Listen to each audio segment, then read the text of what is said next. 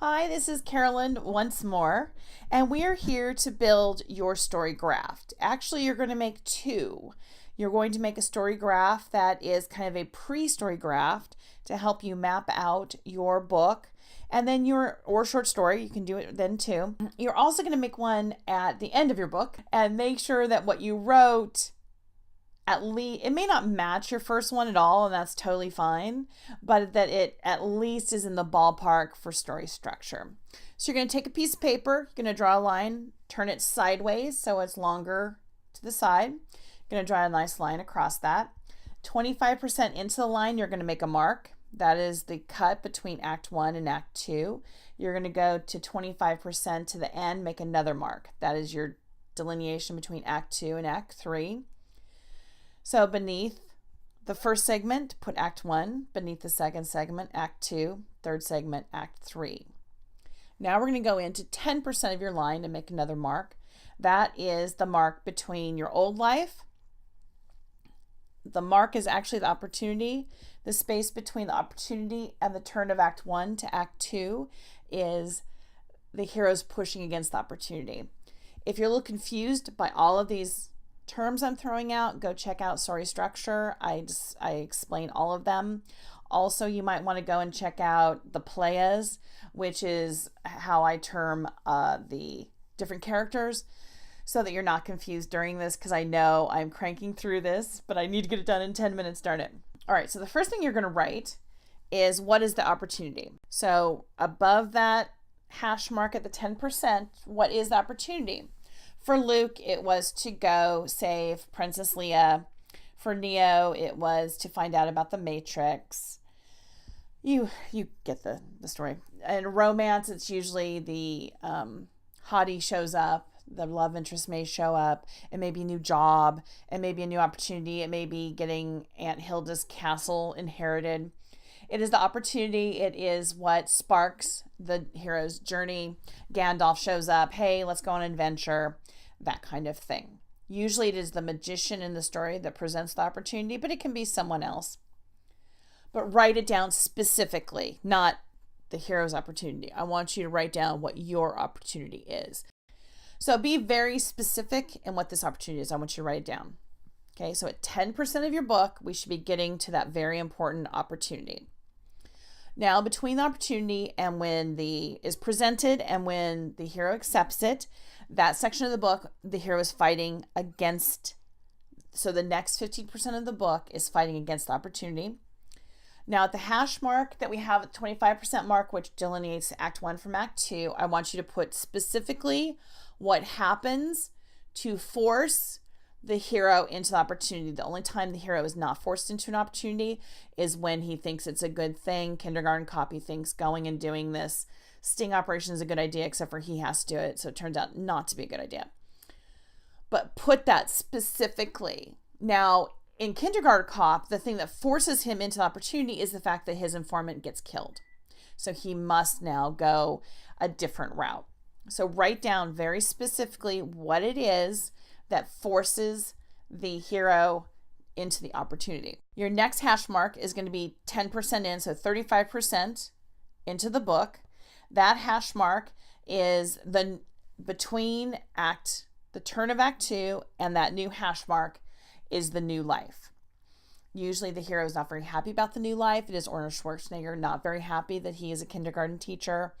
Usually the magician is there to help them, train them. Now go to 50% of your novel and make a hash mark. That is your Tentpole, okay?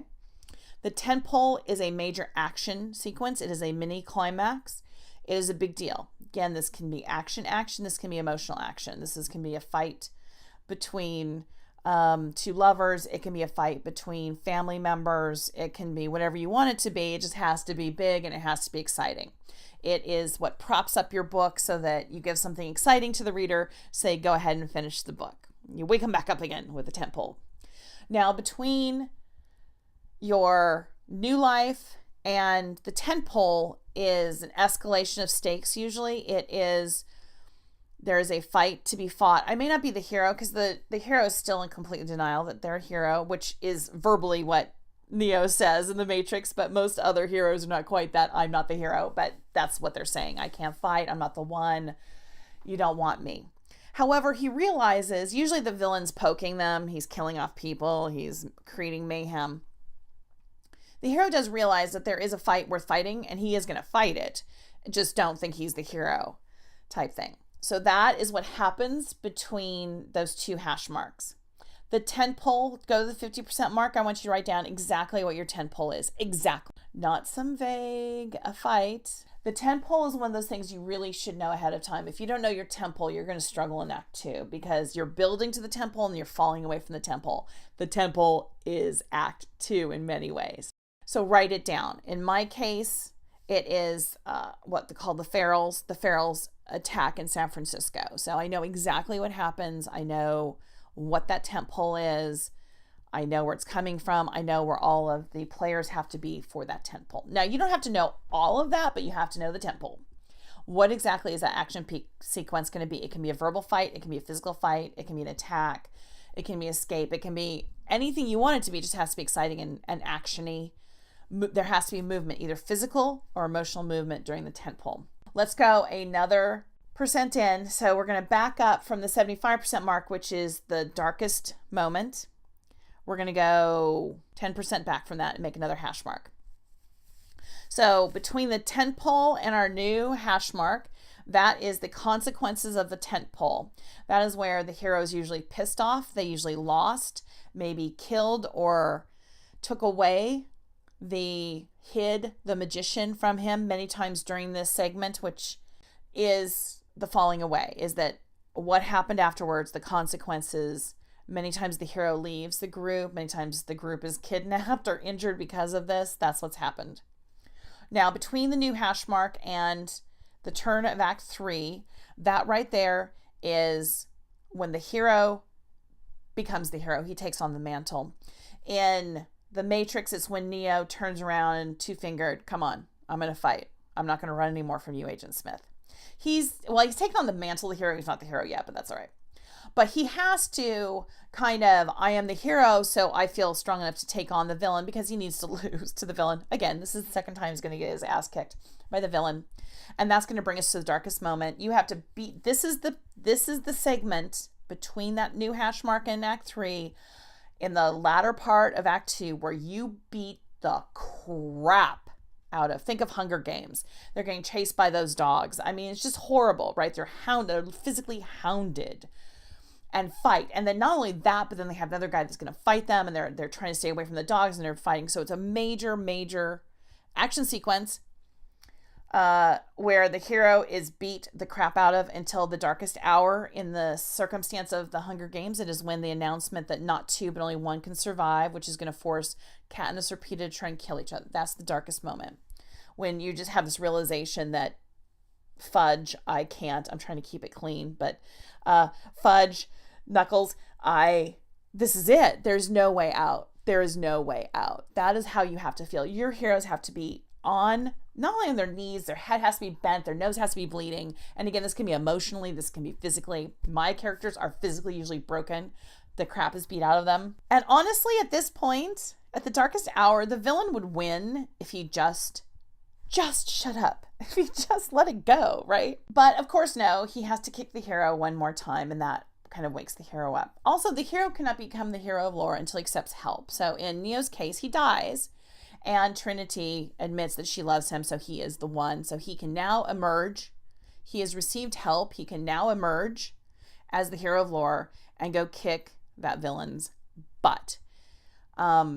In Lord of the Rings, obviously, Fellowship is, we'll know the whole thing, right? Yeah. At the end, Lord of the Rings, is that Frodo is carried by Sam. He accepts help. He can now become the hero of lore. He doesn't do such a great job of it, but he is the hero of lore at that point. So the last part, so we just turned it, right? We just had the darkest moment. The hero accepted help. The villain was a douche.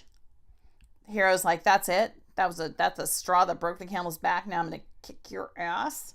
And does so. You can end in tragedy. I end in happiness. I end in victory. I save the world. That's up to you. You can have the lovers separated forever. Totally, completely up to you. I would end it happily. But the part after, so we have the third act, and the third act is again split into two. 15% of the novel make another hash mark towards the end. So that is the end of the climax. That is the hero kicking ass between the darkest moment and that new hash mark. The last 10%, and sometimes it's just 2%, is the denouement, is seeing the hero enjoying the benefits of his win. Neo flying, the award ceremony, Star Wars, Jurassic Park, the helicopter flight, they're all happy and safe. Okay, that is that last 10% of the novel, which many times is not that long. It's sometimes just 2 or 3%, which is fine. It depends on how much you have to clean up. I don't think I had you mark things. So your Tentpole should have been written out. Your darkest hour, you should write it down. Exactly what is it? Why is that hero on his knees? What does that moment look like and feel like? It's a sentence. I don't want you to write more than that. But what is the darkest moment? Also write what the very last hash mark on your graph should be. What's the happy life? What are the benefits of the win? If it's a tragedy, what are the tragic ends? It doesn't matter. So basically every single hash mark you have should have written down what you're going to do. Again, we're not going to outline. We're not going to beat this out. We're not going to scene by scene. We just need to know kind of the big strokes. And this is more for a novel. If you want to do it for a short story, feel free. But this is to make sure that you kind of have the essentials, the basics in your mind. Now, let's say you don't know what that hash mark should be labeled. That's okay. Now it's time to put your thinking cap on. It's something to think about before you go to sleep at night. It's something to be mulling over, so at the very least, by the time you get there, you know what you're doing. I usually have no idea anything else is going to happen except for, actually, I only have the big 3 hash marks. I know the turn, I know the Tentpole, and I know the third, but this is 50 books in. When I first started, I needed to know all of that other stuff. So hopefully this graph will be helpful. This is the pre-graph. This is the graph that we think our book is going to be about. When you get done during the editing process, the first thing I'm going to have you do is go and refill this out and see how close it is. And again, it doesn't have to be close. You don't have to do this graph. This graph is really a placeholder. It's a blueprint for you so that you have something to hang on to. This may completely change. That's why I don't have you aggressively outline, because it's usually going to completely change once you get in the book. And then I want to make sure that on the other side that you hit these points, that you know where your Tentpole is, you know where your darkest moment is. Because if you don't, the reader doesn't, and you've got a problem. All right, that is your story structure graph. I hope you enjoyed it. If I went too fast, go back, listen to what you need to. Plus, hopefully the graphics will help.